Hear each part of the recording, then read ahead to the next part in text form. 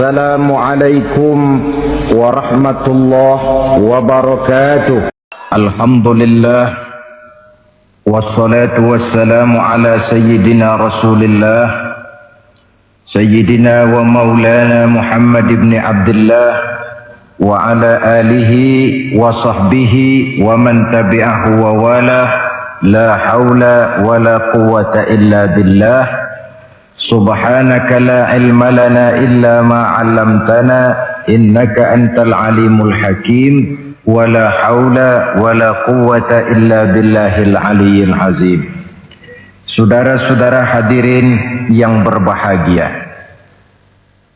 salah satu nikmat yang diberikan Allah kepada kita di dalam kehidupan ini ialah bahwa Allah Subhanahu wa ta'ala telah menciptakan segala sesuatu serba berpasang-pasangan. Dalam surah Yasin ayat 36 dijelaskan, Subhanallazi khalaqal azwaja kullaha mimma tumbitul ard wa min anfusihim wa mimma la ya'lamun. Maha suci Allah yang telah menciptakan segala sesuatu itu serba berpasang-pasangan, dari apa yang tumbuh di permukaan bumi, apa yang ada di dalam diri mereka sendiri, dan apa-apa yang mereka tidak mengetahuinya. Demikianlah kita lihat siang berhadapan dengan malam, benar berhadapan dengan salah, dan laki-laki berhadapan dengan perempuan. Setelah Allah menciptakan segala sesuatu itu serba berpasang-pasangan, maka Allah menetapkan aturan permainan yang mengatur seluruh kehidupan makhluk yang serba berpasang-pasangan itu. Kita tentu maklum, apapun saja yang kita lakukan dan kita perbuat tanpa ada aturan akan berakhir dengan kekacauan. Cobalah kita bikin satu sekolah, buka satu sekolah, tidak usah pakai aturan, tentu kacau. Bikin organisasi tanpa memakai aturan, tentu kacau. Demikian daripada kehidupan ini, kalau tanpa ada aturan, tentu kekacauan yang akan timbul. Allah pencipta manusia. Allah tahu benar kemampuan maksimal manusia. Oleh sebab itu, aturan permainan yang diturunkan Allah tentu sesuai benar untuk manusia. Satu contoh kecil, pabrik mobil di Jerman bikin mobil namanya Mercy. Seiring dengan itu, dia keluarkan buku petunjuknya. Mobil ini namanya Mercy, kecepatan maksimal sekian ratus kilometer per jam, daya angkut maksimal sekian ratus kilogram. Kalau rusak memperbaikinya begini, onderdilnya pun ini. Karena pabriknya yang membuat mobil, lalu pabriknya pula yang mengeluarkan buku petunjuk, sudah tentu buku petunjuk itu sesuai benar dengan mobilnya. Dan tidak bisa kita punya mobil Mercy rusak lalu kita perbaiki dengan menggunakan buku petunjuk yang dikeluarkan oleh pabrik mobil Toyota misalnya. Jelas mobil bukan tambah baik, malah makin hancur tidak karu-karuan. Kalau manusia menginginkan satu hidup yang baik, tidak ada pilihan lain, dia harus memakai aturan yang diturunkan oleh yang bikin manusia. Dan aturan itu telah turun dalam bentuk agama Islam yang kita cintai ini. Manusia laki-laki dihiasi dengan perasaan senang cinta kepada perempuan. Itu biasa, normal, wajar. Tapi lalu Allah menurunkan aturan permainan yang kalau peraturan ini dilanggar akan membawa kerugian bagi manusia sendiri. Bahwa laki-laki senang sama perempuan itu normal. Agama membuat aturan silahkan senang, tetapi lewat satu pintu yang disebut nikah. Kalau peraturan ini diabaikan, yang rugi tentu manusia sendiri. Misalnya PLN keluarkan pengumuman, nanti malam mulai jam 6 sampai subuh listrik se-Jakarta mati total. Kita ingat, ini nanti malam saya giliran ronda. Pagi-pagi sudah kita siap beli batu baterai, masukkan ke dalam baterai. Dari sejak kita beli sampai sore itu baterai kita soroti terus. Tentu setelah sore soak batu baterai itu. Datang malam berangkat kita ronda, kalau disoroti lagi kan baterainya sudah nggak terang lagi, sudah soak. Sebab apa? Belum waktunya sudah disoroti terus. Sekarang kalau ada orang belum masuk pintu pernikahan, nafsu seksualnya diobral terus. Itu kan sama juga belum datang malam baterainya sudah disoroti terus. Nanti masuk pernikahan soak. Berhadapan dengan istrinya barangkali sudah nggak bisa apa-apa, cuma nyengir saja. Yang rugi manusia sendiri. Itulah sebabnya Allah lalu mengatur bahwa laki senang sama perempuan lewat satu pintu yang disebut dengan nikah.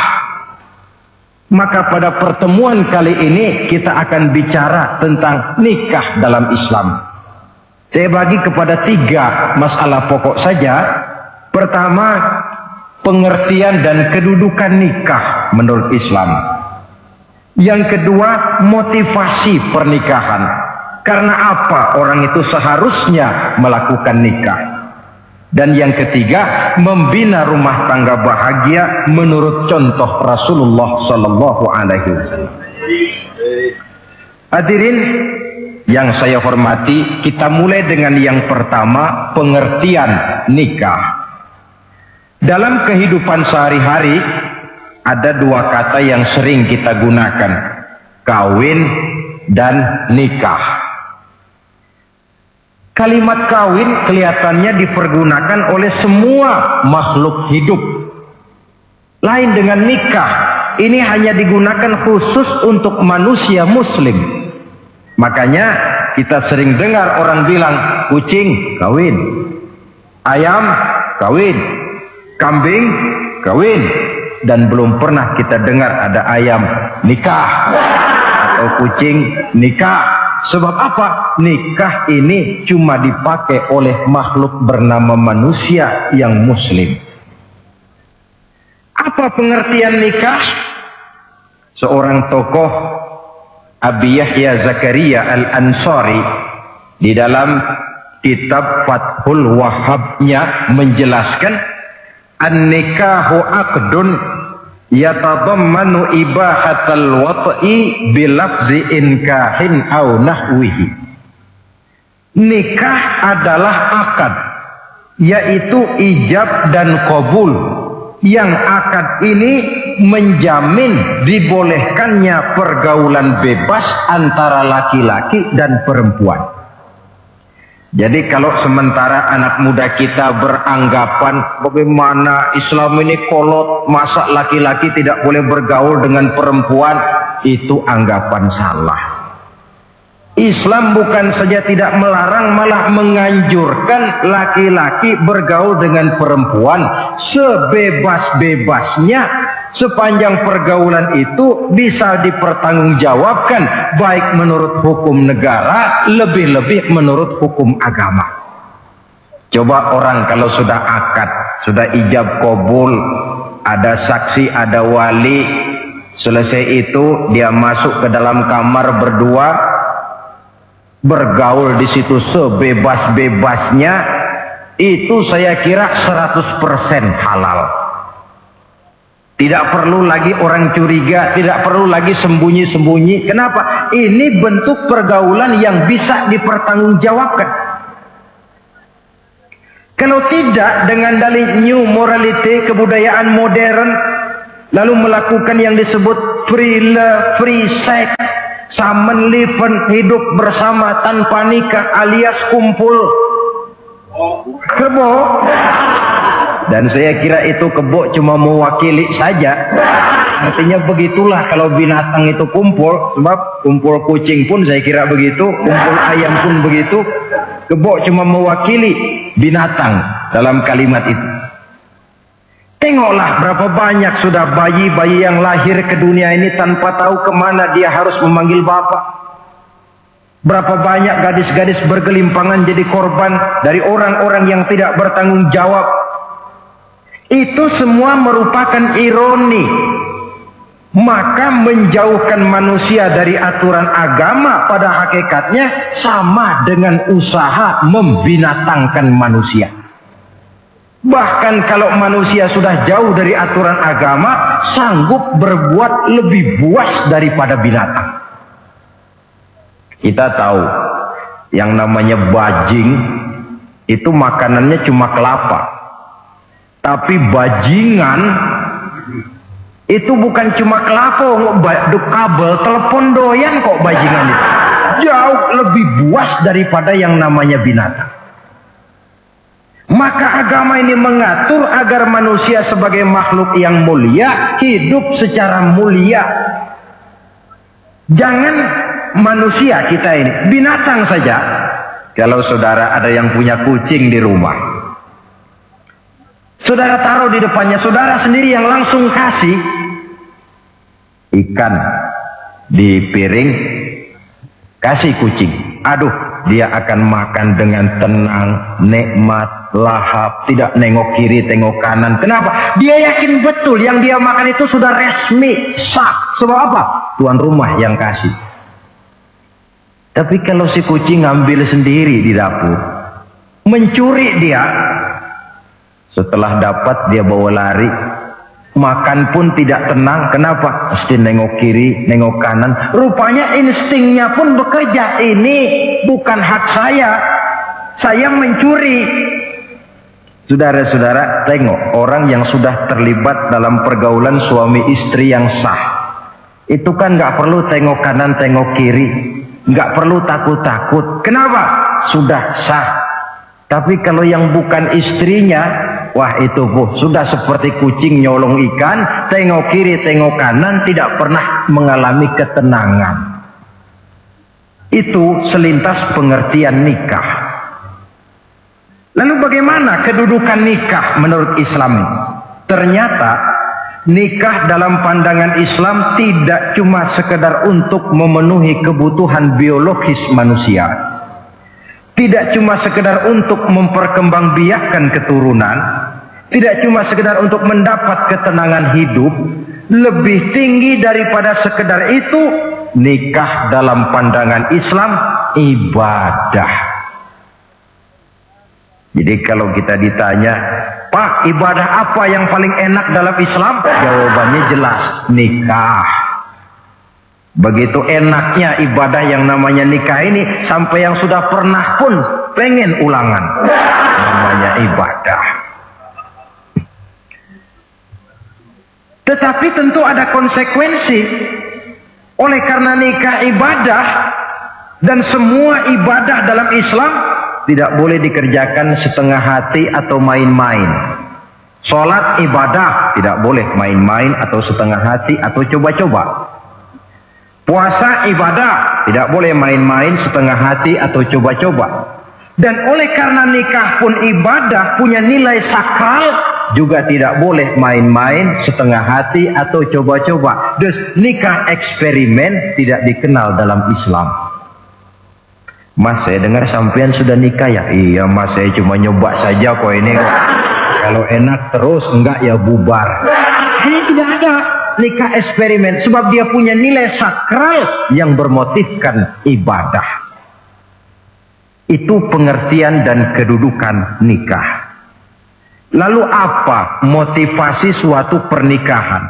Karena apa seharusnya orang nikah itu? Apa landasannya? Saudara, hadis yang diriwayatkan oleh Imam Bukhari, Muslim, Abu Dawud dan Ibnu Majah dari Abi Hurairah menjelaskan, Nabi bersabda, tunkahul mar'atu li arba'in. Nikahilah perempuan karena 4 perkara. Kalau dia perempuan, tentu nikahilah laki-laki karena 4 perkara. Memilih jodoh, nah inilah lengkapnya konsepsi Islam. Memilih jodoh saja Islam itu memberikan petunjuk kok. Karena apa orang memilih jodoh itu? Kata Rasul karena 4 faktor. Pertama, lima liha, karena dia orang kaya, cari yang kaya. Yang kedua, lihasabiha, karena dia keturunan orang baik-baik, cari keturunan orang baik-baik. Yang ketiga, lijamaliha, karena dia cantik, cari yang cantik. Dan yang keempat, lidiniha, karena dia orang taat beragama, cari orang yang taat beragama. Kalau berkumpul keempat-empatnya, rasanya surga dunia sudah. Coba lihat, suami mana sih yang tidak bangga punya istri cantik, kaya, keturunan orang baik-baik, lalu taat beragama? Atau istri mana sih yang tidak bangga punya suami ganteng, kaya, keturunan orang baik-baik, dan taat pula beragama? Tapi kan terus terang, yang kumpul keempat-empatnya kan boleh dibilang jenis makhluk langka. Sulit. Kadang-kadang cantik, kaya, akhlaknya kayak setan. Ada saja kurangnya. Oleh karena ada saja kurangnya, lalu Nabi memberikan stressing, penekanan. Fazfar bizatiddin taribat iyadak. Pilih orang yang taat melaksanakan agama, niscaya hidupmu akan berkah. Jadi motivasi suatu pernikahan hendaknya agama. Apa rahasianya? Mari kita lihat.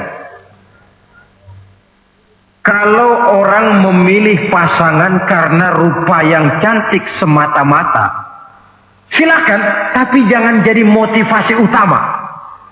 Kalau rupa yang cantik jadi alasan utama, saya yakin rumah tangga tidak akan tahan lama. Sebab apa? Pertama, yang namanya cantik itu relatif. Artinya bergantung siapa yang memandang. Yang menurut saudara cantik, menurut saya belum tentu cantik. Yang kata saya cantik, menurut saudara barangkali itu yang jelek. Relatif. Saya kalau ditanya orang, Ustadz, siapa perempuan paling cantik di dunia ini? Tentu saja saya jawab istri saya. Apa saudara lalu protes? Salah Ustadz, yang cantik istri saya, bukan istri Ustadz. Saya bilang masa bodoh saya nggak ngurusi istri sampean. Cantik itu relatif. Sehingga di kalangan para ahli cinta, ahli cinta, sampai sekarang masih jadi perdebatan. Sebenarnya cantik yang bikin orang jatuh cinta, apa cinta yang membuat orang jadi kelihatan cantik? Dua-duanya bisa terjadi. Mungkin karena cantik orang jatuh cinta, dan bisa juga karena sudah kadung cinta orang kelihatannya jadi cantik. Tapi yang jelas cantik relatif. Yang relatif tidak bisa dijadikan sandaran utama. Yang kedua, yang namanya cantik itu temporer, artinya berubah oleh pergeseran masa dan pertukaran waktu. Sekarang dia cantik, of course, sedang sweet 17-an, sedang honeymoon, sedang bulan madu, sedang pengantin baru, tentu saja cantik. Punya dia anak satu, kecantikan mulai menurun. Punya dia anak dua, kulit mulai keriput. Punya dia anak tiga, apalagi tak pandai bersolek, udahlah onderdil mulai pada copot. Kalau rumah tangga didasarkan kepada rupa yang cantik saja, selesailah rumah tangga sampai di situ. Yang ketiga, di atas langit rupanya masih ada langit lagi. Di atas yang kita anggap cantik, rupanya masih ada yang lebih cantik. Kalau cantik yang kita kejar, kita akan jadi petualang yang pindah dari perempuan satu ke perempuan yang lain. Cinta bajak laut namanya. Di mana kapal berlabuh, di sana cinta mendarat. Saudara hadirin yang saya hormati, padahal sate dengan singkong itu kan bedanya cuma di tenggorokan. Kalau sudah masuk ke dalam perut, kenyangnya barangkali sama. Malah barangkali besok pagi kalau keluar lebih bau, lebih tidak enak baunya sate itu daripada singkong. Makanya orang kalau sudah nikah oleh Nabi dipesan, apabila kamu di jalan melihat perempuan yang membuat kamu kagum, cepat-cepatlah pulang ke rumah. Sebab apa? Sebab yang perempuan cantik di jalan kau lihat itu punya, istrimu juga di rumah punya. Gak percaya, cobalah pulang, akurin, sama itu. Silahkan cari yang cantik, tapi jangan dijadikan motivasi utama.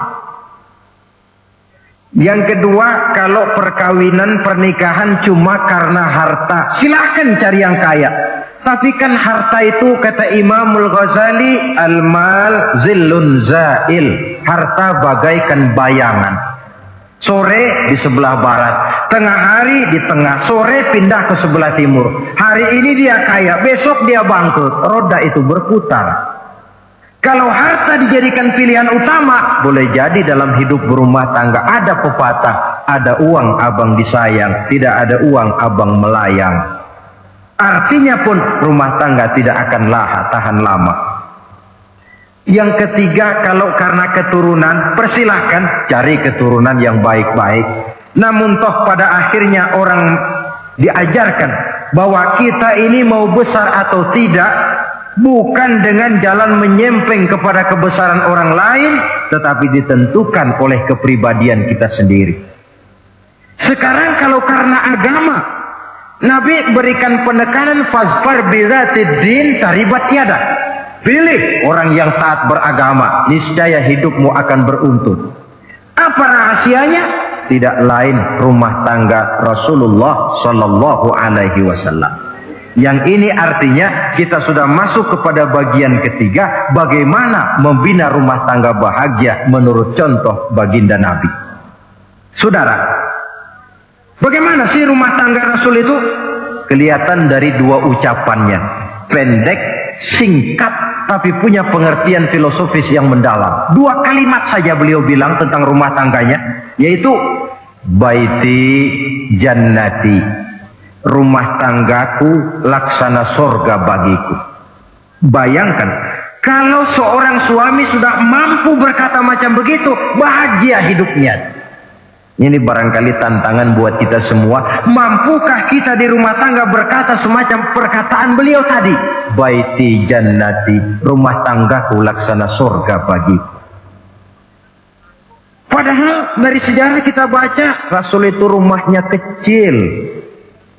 Tidurnya di atas pelepah daun korma, sampai berbekas di pipinya. Sarapan paginya seteguk zam-zam, sepotong roti, kadang-kadang 3 butir korma. Tempat tidurnya bukan alga spring bed atau Dunlopillow macam kita punya. Di rumahnya tidak ada mebel spaghetti model yang lagi ngetop-ngetopnya. Entoh di tengah rumah macam itu, beliau sanggup berkata, baiti jannati. Kenapa kita yang hidup di zaman di mana fasilitas mestinya lebih menunjang, kok malah banyak yang berkata sebaliknya? Baiti nari, rumah tanggaku laksana neraka bagiku. Padahal dilihat dari segi materi, rumahnya bertingkat, mobilnya serba berkilat, uangnya banyak berlipat-lipat, istri pun cantik memikat. Kadangkala boleh jadi jumlahnya 4. Tapi tiap hari kiamat. Kenapa ini? Marilah kita lihat. Ternyata rumah tangga Rasul itu motivasinya tidak lain agama. Agama menuntun suami dan istri masing-masing untuk tahu kewajiban dan tahu haknya. Kalau kewajiban sudah dilaksanakan, lalu hak diberikan, akan timbul pengertian, understanding. Kalau sudah ada saling pengertian, akan timbul ketenangan, feeling of security. Dan ketenangan tangga utama untuk mencapai yang disebut bahagia. Itu sebabnya hakikatnya membicarakan rumah tangga yang berdasarkan agama tidak lain adalah bagaimana seharusnya seorang suami melaksanakan kewajibannya dan seorang istri melaksanakan tugasnya. Artinya kewajiban suami itu apa? Kewajiban istri itu apa? Kewajiban istri hak suami, kewajiban suami hak untuk istrinya menurut tuntunan dan tuntutan agama. Saudara hadirin, menurut hadis riwayat Abu Dawud dari Muawiyah bin Haidah, satu hari Rasul ditanya, "Ya Rasul, apa sih hak istri-istri kami ini? Artinya kewajiban kami sebagai suami ini apa?" Rasul menjawab, pertama, anta ta'amaha iza ta'imta. Kau beri istrimu makan sebagaimana engkau makan. Kewajiban seorang suami.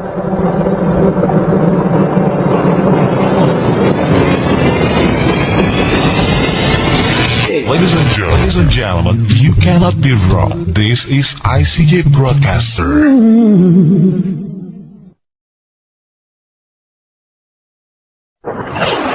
Ladies and gentlemen, this is the Integral CJ's Management presents. Nah, saudara hadirin,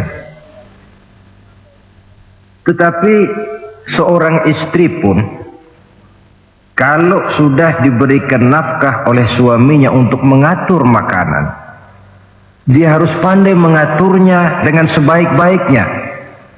Menu yang teratur, gizi yang lengkap, dan saya kira yang namanya 4 sehat 5 sempurna itu kan tidak berarti bahwa hidup ini harus serba mewah, tidak. Yang penting ada variasi sehingga tidak merangsang suami untuk makan di luar. Jangan misalnya tahu suaminya senang jengkol lalu tiap hari saja jengkol, itu kan bisa kejengkolan suami. Dengan demikian, masalah yang kelihatannya sepele tetapi yang sebenarnya bisa menjaga keharmonisan atau malah keretakan rumah tangga harus kita perhatikan dengan sebaik-baiknya. Suami memberikan nafkah, dari jumlah itu 60% lari ke kredit, 40% lari ke dapur. Tentu pada akhirnya sang suami akan merasa curiga, padahal barangkali istrinya pun berniat baik, cuma hanya tidak ada keterbukaan di dalam mengurus masalah-masalah yang berhubungan dengan dapur. Inilah kewajiban yang pertama dari seorang suami, kewajiban yang menyangkut masalah pangan.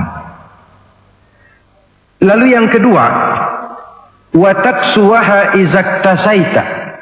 Engkau beri istrimu pakaian sebagaimana engkau berpakaian. Suami yang adil, pakaian yang dia pakai sama harganya dengan yang dibelikan untuk istrinya, kecuali tentu kalau istrinya ridho. Zalim seorang suami jikalau untuk dia misalnya dia beli pakaian yang mahal-mahal, jasnya dia pakai Switzerland wool, sarungnya Samarinda. Kalau dia pakai sepatu, belilah sepatunya. Sementara istrinya cuma pakai kain belacu saja. Kenapa mesti begitu? Sebab, saudara hadirin, istri kita sebenarnya adalah bagian daripada hidup kita. Baik dia dilihat orang, baik juga kita disebut orang. Jelek dia dipandang orang, tentu jelek juga nama kita disebut orang. Apalagi hidup bermasyarakat, kadang-kadang mulut usil itu kan sudah banyak macam ragamnya. Nah, itu siapa sih perempuan yang jalan? Kenapa? Itu pakaian yang tidak dipakai sih tidak mahal, cuma pakaiannya serasi, pantas, enak dilihat. Oh, terang saja dia kan istrinya si Miun. Nah, Miun yang sedang tidur barangkali tidak tahu apa-apa mendapat sebutan baik. Cobalah kalau istri kita semaunya saja, orang akan bilang, ah itu perempuan, kenapa? Saya gerah ngelihatnya. Mau ke pasar cuma pakai kutang saja. Tentu suami pun akan mendapat sebutan yang tidak baik. Cuma sang istri kalau sudah dibelikan pakaian oleh suami, termasuk alat-alat kecantikan di dalamnya, pakaian itu tentu dipakai, niat pertama adalah untuk menyenangkan hati suami. Seorang istri yang memakai bedak untuk menyenangkan suami, misalnya tiap polesan bedak ada pahalanya. Dia pakai lipstik untuk menyenangkan hati suaminya. Tiap goresan lipstik ada pahalanya, bernilai ibadah. Ini kewajiban yang kedua. Yang ketiga, wala tadribil wajha. Kalau marah, jangan memukul muka. Maksudnya apa ini? Kewajiban memberikan perlindungan. Sehingga si istri merasa ada tempat dia mengadu, ada tempat dia melarikan persoalan, ada tempat dia bergantung. Kalau marah jangan memukul muka, dan memukul itu pun upaya terakhir. Kalau tidak bisa dengan kata yang lemah lembut, agak sedikit keras katanya. Kalau dengan kata yang keras tidak juga bisa, pisah tempat tidur. Kalau memang tidak bisa juga dengan pukulan yang tujuannya bukan untuk menyakiti, tetapi untuk mendidik. Allah tadribal wajha. Kalau marah jangan memukul muka, dan memukul pun bukan jalan pertama, tapi upaya terakhir dengan tujuan bukan untuk menyakiti, tapi untuk mendidik sang istri. Kewajiban untuk memberikan perlindungan. Yang keempat, wala tuqabbih. Jangan memburuk-burukan istrinya. Kewajiban menjaga nama baik. Sebab apa? Dalam satu bahasa yang indah, Al-Quran menjelaskan bahwa suami istri itu laksana pakaian. Hunna libasul lakum wa antum libasun lahunna. Istri pakaian untuk suami, suami pakaian untuk istri. Lihatlah alangkah indah gaya bahasa Al-Quran ini. Diibaratkannya suami istri seperti pakaian. Apa fungsi pakaian? Pertama, pakaian itu kan jadi kebanggaan. Saya bangga memakai baju seperti ini, saudara bangga memakai baju yang saudara pakai. Artinya, seorang suami harus berusaha menjadi suami kebanggaan istri. Dan seorang istri pun harus berusaha menjadi istri yang dibanggakan oleh suaminya. Jangan yang malah kemudian disesali. Itu kan kalau sudah marah orang kadang-kadang ucapannya nggak terkontrol.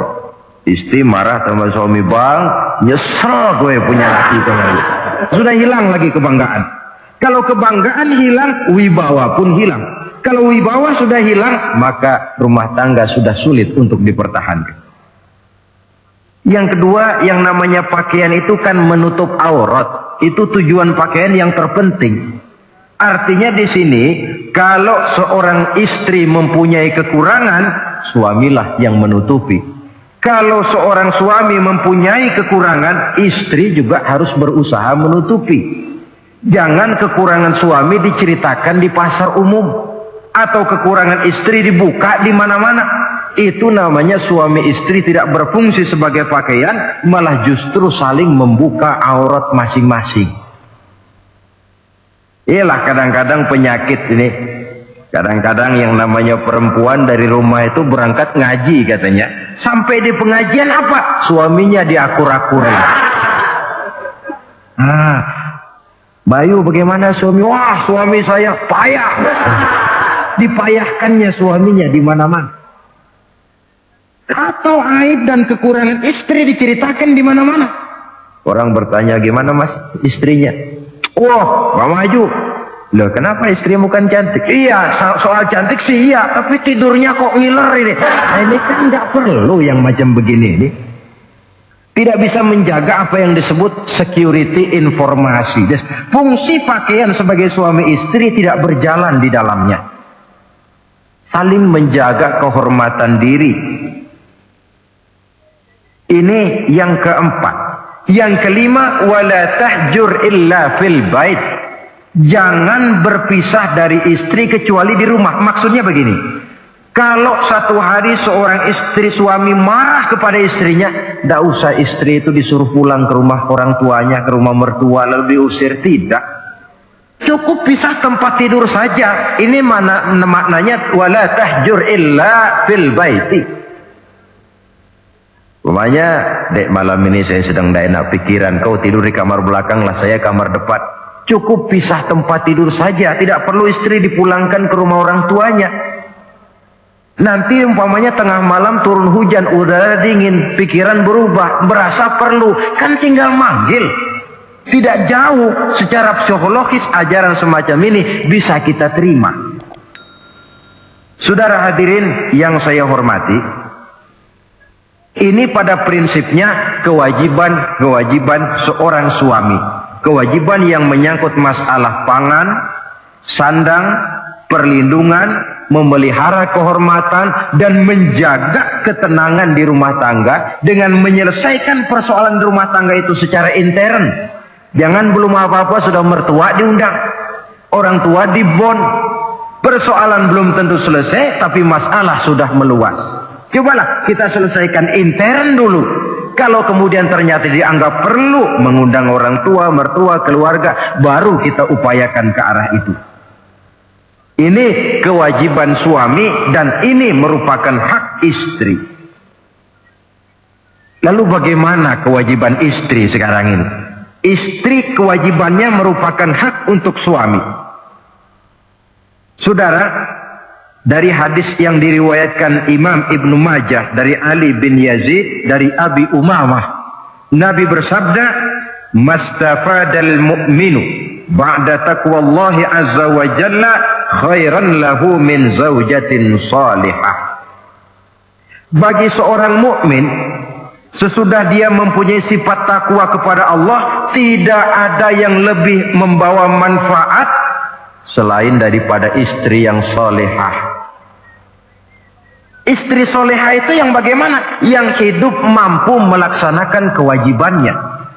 Apa kewajibannya? Kata Nabi, pertama, in amaroha atau athu. Kalau diperintah, dia taat. Kewajiban istri yang pertama, taat kepada suaminya. Begitu besar kewajiban taat kepada suami, sampai-sampai Nabi pernah menyatakan, "Lau kuntu amiran ahadan ayyasjuda li ahadin la amartul mar'ata an tasjuda li zawjiha." Kalau saja boleh, kata Nabi, aku memerintahkan manusia sujud kepada sesama manusia, tentu aku perintahkan istri untuk sujud kepada suaminya. Untung saja sujud kepada manusia tidak boleh. Kalau boleh, istri itu disuruh sujud kepada suami. Tentu karena besar hak suami atas dirinya. Yang kedua, ibadah sunnah tidak mendapat izin suami juga bukan saja tidak berpahala, malah berdosa. Umpamanya, pengantin baru, si istri kebetulan santri, malam minggu pesta, besoknya hari Senin, si istri sudah kadang biasa hidup sebagai santri, hari Senin puasa sunnah. Dia bilang sama suaminya, "Bang, besok saya mau puasa sunnah nih, hari Senin." Kata suaminya, "Kalau kau puasa juga kau kejam. Lalu kau puasa, aku disuruh ngapain?" Tidak diizinkan oleh suami, dia puasa juga. Bukan saja tidak mendapat pahala, malah berdosa. Sampai amalan yang sunnah pun tidak diizinkan oleh suami, berdosa. Apalagi amalan yang mubah, apalagi amalan yang tidak ada dasar hukumnya, perintahnya. Sepanjang perintah suami tidak untuk maksiat kepada Allah, istri wajib untuk taat. Dalam hadis lain kita temukan Nabi bersabda, "Idza da'a ar-rajulu imra'atahu ila firashihi." Kalau seorang suami memanggil istrinya ke tempat tidur, ini bahasa kinayah. Manggil ke tempat tidur kan tentu nggak perlu penjelasan. Masa mau nyambal di tempat tidur kan? Fa'abat, si istri tidak mau. Lantaran istri tidak mau, suami jengkel. Fabata ghadbana 'alaiha. Sampai dalam jengkelnya tidur. La'anat hal malaikatu hatta tusbiha. Istri macam itu dilaknat, dikutuk oleh malaikat sampai datang waktu pagi. Kewajiban untuk taat. Namun sebaliknya, seorang suami pun jangan mentang-mentang istri wajib taat lalu overacting. Segalanya main tunjuk, segalanya main komando, segalanya main perintah. Sebab contoh yang diberikan oleh Rasul tidak begitu. Rasul kita baca dalam sejarah menjahit bajunya sendiri, memperbaiki kasutnya sendiri. Artinya yang bisa ya dikerjakan tanpa harus menggantungkan semuanya kepada sang istri.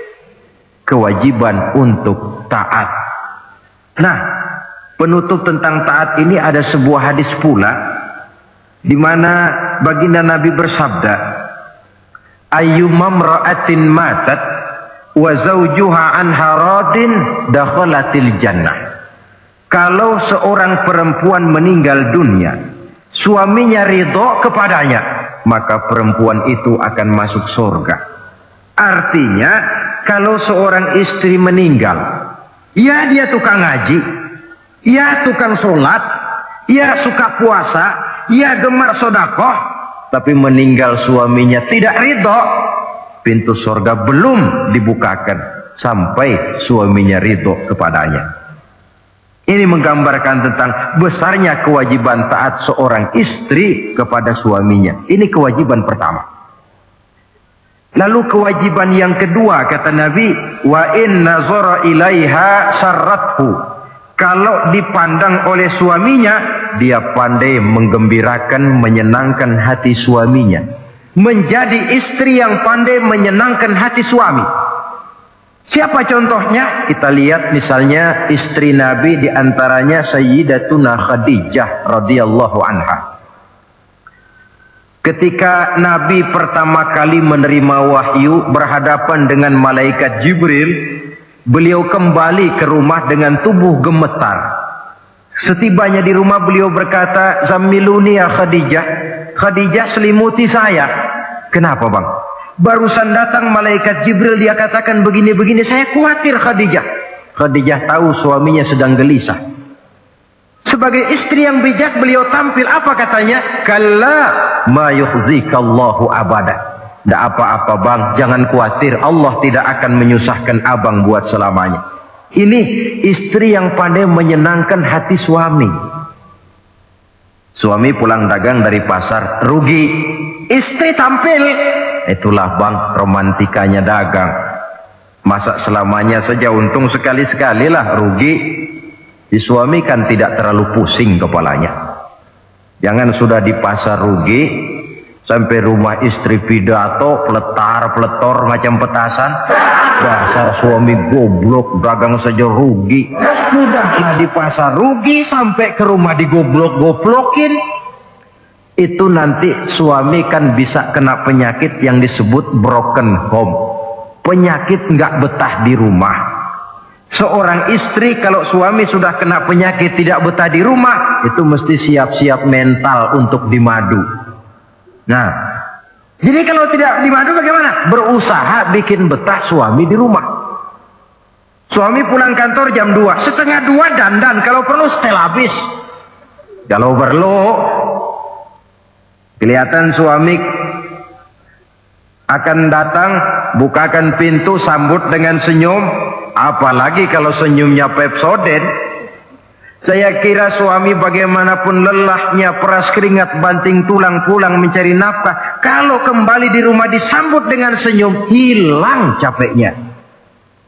Tapi bayangkan, sudahlah di kantor capek, peras keringat, banting tulang, sampai pula di rumah yang nyambut cuka sama kukusan. Udah asem, monyong. Suami mana yang kerasan tinggal di rumah?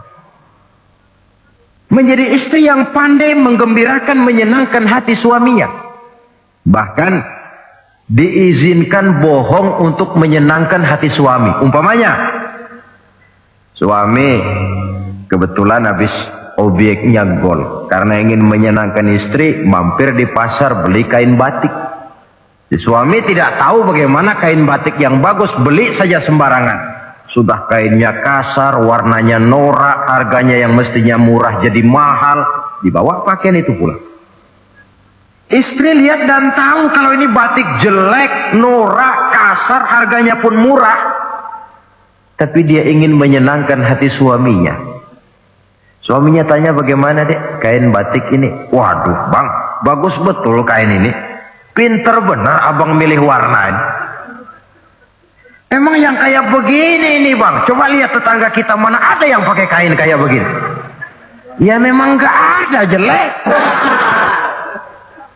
Suami senang tentu. Lalu kain itu oleh istrinya, ngaji dipakai, keundangan dipakai, tidur dipakai, masak dipakai, nyuci pun dipakai. Suami makin bangga, wah kain yang saya beliin dipakai terus ini. Lain pula istrinya, dalam hati dia berpikir, biarin deh gue pakai terus biar cepat hancur, nggak ada urusan. Coba kalau waktu itu si istri jujur, dasar laki goblok, beli kain kayak begini, sono pulangin. Nah, mungkin suami yang sudah payah-payah mau menyenangkan hati istrinya malah berbalik pikirannya.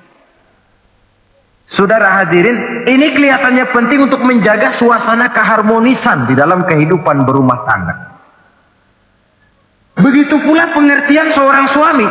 Rasul pernah pulang dari masjid agak larut malam, rupanya banyak orang bertanya. Ketuk pintu, assalamualaikum, sampai 3 kali tidak dibukakan pintu. Rupanya Aisyah lelap benar tidurnya. Rasul sadar beliau pulang kemalaman dan tahu istrinya capek bekerja di waktu siang. Ashraful anbiya wal mursalin ini menghormati istrinya. Salam 3 kali tak dibukakan pintu, bukan marah, malah gelar sorban di depan pintu. Di situ beliau tidur. Tengah malam Aisyah mau sholat, buka pintu, terkejut lihat suaminya tidur di depan pintu. Dibangunkan, begitu dibangunkan Rasul lebih dahulu berkata, Aisyah, maafkan saya pulang terlambat memang sebab banyak yang bertanya di masjid. Sudahlah tidur di depan pintu, begitu dibukakan beliau dulu yang minta maaf. Sulit jadi suami semacam ini.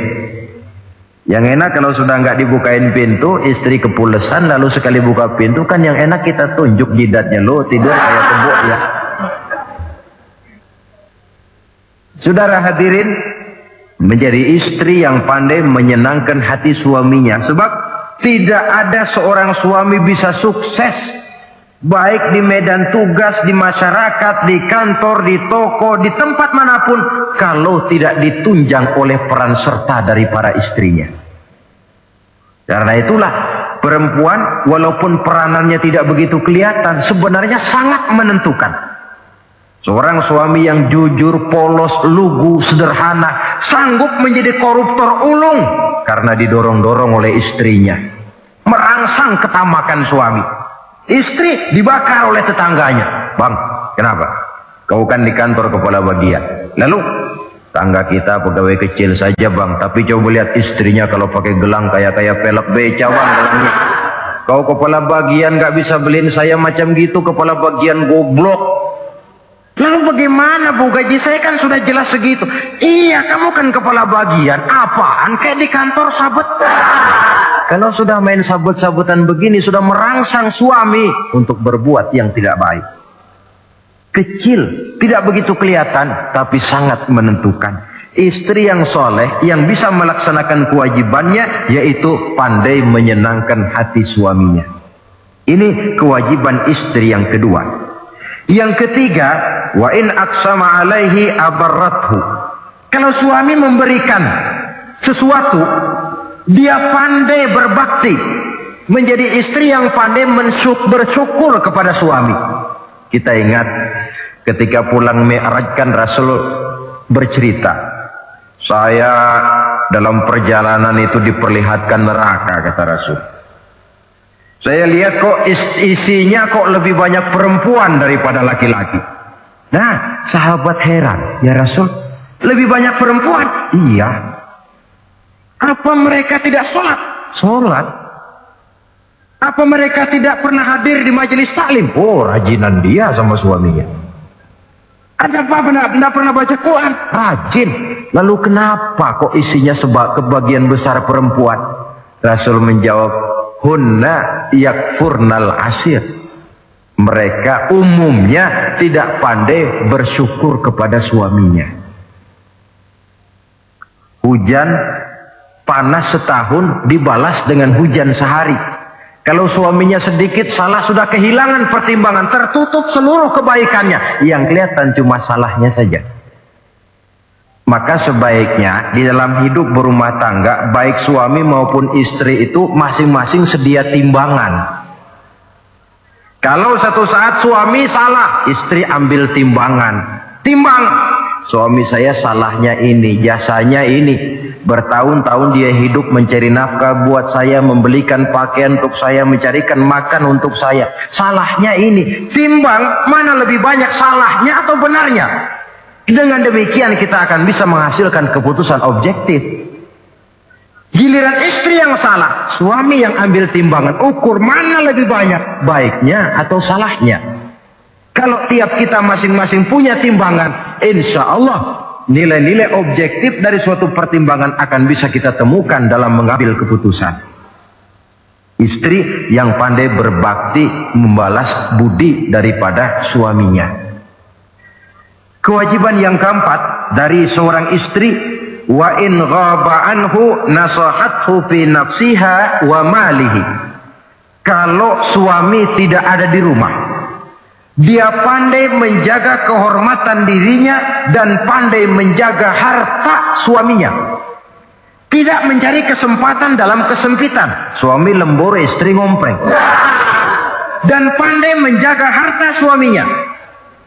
Nah, coba lihat. Kalau seorang suami ada uang di kantongnya 100 rupiah. Ada tukang minta pengemis, istri ambilkan saja tanpa izin suaminya uang di kantong suami 100. Dia sedekahkan. Niatnya tentu baik. Si istri dapat dosa, si suami dapat pahala. Perbuatan sodakohnya itu betul, tapi mengambil uang tanpa izin suami itu yang salah. Dan ternyata salah itu lebih besar daripada pahala yang dia lakukan lantaran bersodakoh itu.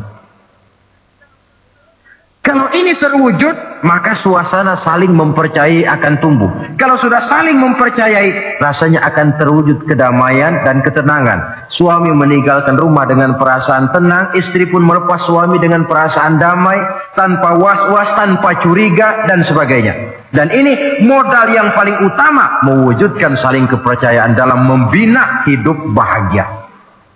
Saudara, jadi dengan demikian, kewajiban suami dan kewajiban istri yang merupakan bagian tidak terpisahkan dari bagaimana membina rumah tangga berdasarkan tuntunan agama, merupakan hal yang dicontohkan oleh Nabi kita Muhammad sallallahu alaihi wasallam.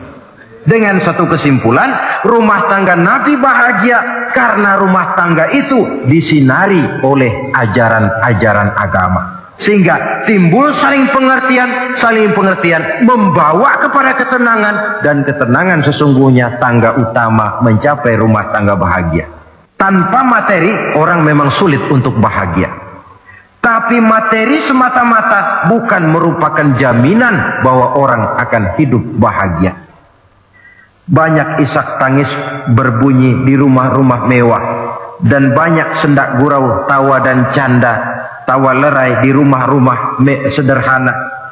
Artinya suka dan duka, sedih dan gembira, susah dan bahagia bisa ada di gubuk reot dan bisa juga ada di rumah mewah. Ternyata bukan harta semata-mata yang menopang dan menjamin hidup itu akan bahagia, tapi satu rumah tangga yang dipancari oleh sinar agama, di bawah naungan ridho dari Allah Subhanahu wa ta'ala. Si istri taat melaksanakan ajaran agama, suami taat, lalu anak-anak pun hidup dalam suasana yang religius. Dari sana tumbuh pancaran sinar keagamaan.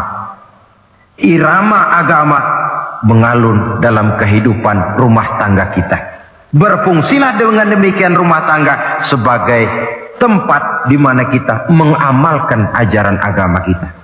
Alangkah nikmat satu rumah tangga. Istri ahli ibadah, suami pun ahli ibadah, anak-anak pun terbiasa oleh lingkungan untuk hidup melaksanakan suatu ibadah. Dan keberhasilan di rumah tangga awal untuk menuju keberhasilan di masyarakat, di tempat tugas, dan di tempat-tempat lainnya. Sebaliknya, kehancuran rumah tangga akan selalu menjadi awal kehancuran karir di masyarakat, di tempat kerja, dan di tempat-tempat lainnya. Oleh karena itu, berangkat dari hal semacam inilah, maka kita berkeyakinan rumah tangga yang bahagia ialah rumah tangga yang didasarkan kepada ajaran agama. Sehingga tercapailah kebahagiaan hidup di dunia yang langsung menopang kepada kebahagiaan hidup di akhirat nanti. Nah, inilah pembicaraan kita pada pertemuan kali ini. Dengan harapan, mudah-mudahan dari setiap rumah tangga muslim memancar sinar-sinar agama. Menjadi kubu-kubu pertahanan di mana kita menegakkan ajaran agama. Dan pada akhirnya nanti akan tercipta masyarakat yang agamis. Terwujudlah ketenangan, kedamaian, dan ketentraman. Mudah-mudahan ada manfaatnya. Lebih kurang mohon maaf. Wabillahi taufiq wal hidayah. Wassalamualaikum.